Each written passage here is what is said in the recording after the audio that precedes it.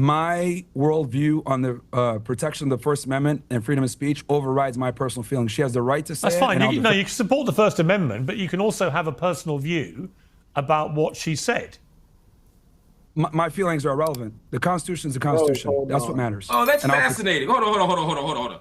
So when it comes to chastising Black Americans about their behavior, about calling white people, as you say, about their moral claims about the racist system, you can levy a judgment against Black Americans for all the things they do. But when it comes to this woman saying the N-word, and this other woman endorsing it and saying that she herself uses the N-word, now all of a sudden we can only talk about the Constitution and the legal right. We can't offer any moral judgment against it. That's disingenuous. And it's as the only Black American up here, that's quite frustrating to hear. I'll pause it right there. I'm gonna be honest. I do not like Mark Lamont Hill. I think that he's educated, but he's a male feminist, and he truly believes that a man can be a woman and a woman can be a man. And I don't even know why he's speaking about, these terms. I don't know why he's harping on the N-word, because the N-word has a meaning, right? But mind you, he believes that a man can be a woman and a woman can be a man, which he extract the meaning from man and woman. Right. But when some people use the N-word, they do extract that negative meaning from it. So he knows that some white people, and even him, he uses the N-word where he extracts the meaning from it, where it's like, it's almost meaningless, is because it's like, yo, what up? It's almost like saying, hey, what up, Brian? You get what I'm saying? Like if you are calling another Black person that. So he's able to extract the meaning out of a word. But then when it comes to his liberal ideas, man and woman, well, let's not extract the meaning out of those words and stuff like that. You get what I'm saying? So it's a little weird. The other point, though, that I wanted to make in regards to this is that, so this is a situation here where I hope Myron has a good response, because Myron, where Pierce asked him a question and Myron he didn't really answer it directly at all. He kind of moved on to something else. And then Mark Lamont Hill was checking him on it like, wait, I find it funny how you can, have a judgment on, Black people, BLM riots and all of this stuff, and Black people saying these words, cracker and all of this, but you can't place a judgment on, Shiloh and what she did. Why can't you place a judgment? Instead, right. Myron appealed to one of the amendments of freedom of speech. So hopefully he gives a good response back to this, and let's see. If you want to be soft and get offended by that, that's your problem, not mine. Let me ask Ricky. We're not even. Let me ask Ricky. Ricky, I want to. Right then and there, I would give it to Mark Lamont Hill. He didn't get offended. He was actually using logic. Like, wait a second. Right. You placing judgment here. Why aren't you placing judgment there? So let's continue on. This isn't about being soft any more than when you were desperately saving these white people. Hold on. This sensitive nature that you have is precisely why we have this problem. It's not about being sensitive. It's about I didn't articulate. Hold on. Let me finish, Myron. Let me speak and then I'll let you respond. Myron, sure. I didn't articulate any sensitivity here.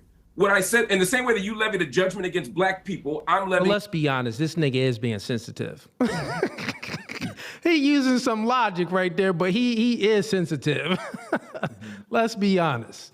One against the claims you're making. I'm no more sensitive than you were when you made your claim. I'm simply saying I disagree with you. And to immediately jump to you're being sensitive is just a distraction. I'm making an argument here. And my argument to respond to that is this. Political correctness, liberalism, and making sure that we are politically correct and don't use certain words to offend people is precisely why we're in the situation that we're in.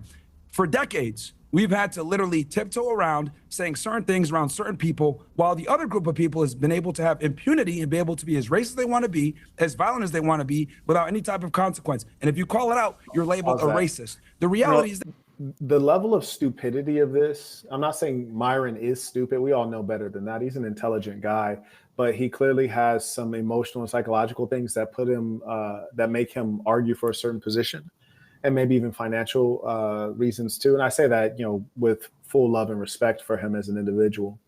But what he said was just so ludicrous. It was patently ludicrous in as much as he said, certain groups have been able to complain and then act out racism and then get privileges. I'm like, Yeah, that would be white people. You know, like that, and not even all white people. That's just like the empowered class of white people. There's some white folks they're poor today, and you go back 100, 200 years, their family was still poor. You know, there's whites in Louisiana and Mississippi that have been poor since ever.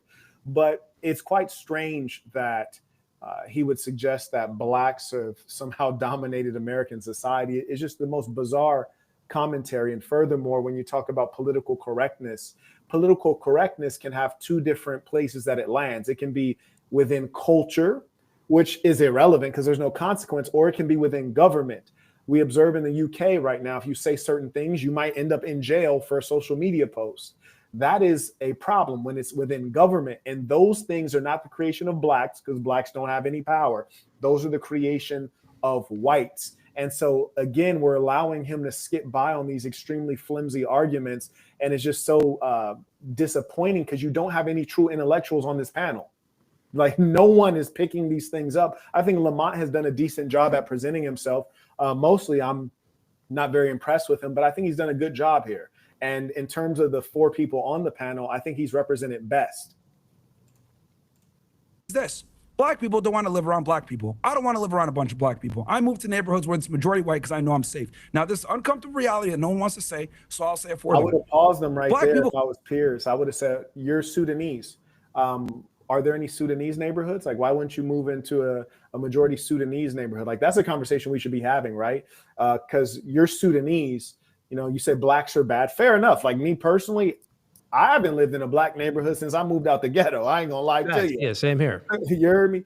And I wouldn't move back in unless it's Silver Spring, Maryland, which is a very affluent black neighborhood. And if I had kids, that's certainly where I would want to be among other black people, because my kids are black and I don't want them to be discriminated against.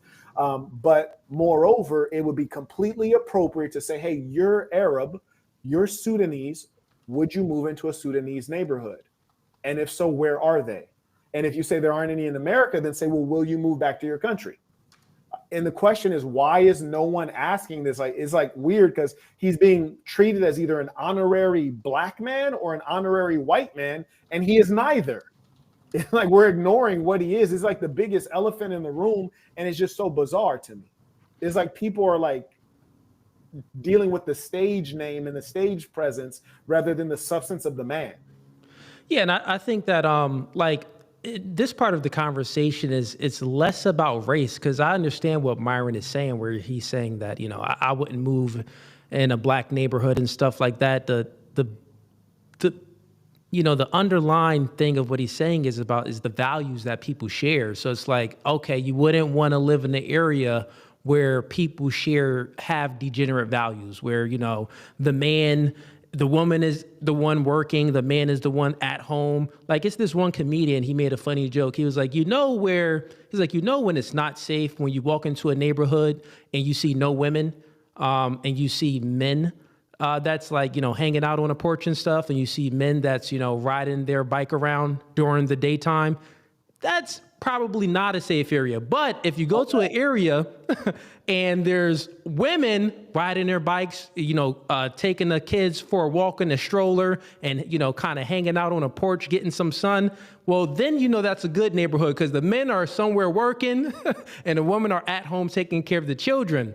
But when you have situations where you walk into the hood, like, think about hoods. Normally it's guys that's hanging out during, you know, on the street. And, you know, they're not working. So I get what Myron is saying, but the underlying layer is we should be judging people on the content of their character, like, you know, Martin Luther King said, rather than the color of their skin. And I think that he holds those views as well. But let's continue on. But before I do, Marquette, you got anything on that? No, I agree with you. I think that was a very good explanation. Cool. Let's move on. People commit a lot of crimes. A majority of the violent crime committed in the United States is committed by a small percentage of people, and they tend to be black men. Look, the reality is the reality. People don't want to say it, but the political correctness and being nice and not wanting to tell the truth is precisely this problem. And the reason why you're seeing all the support for Metcalf and Shiloh, etc., is because white people have not been able to step up and say what they want to say for a very long time.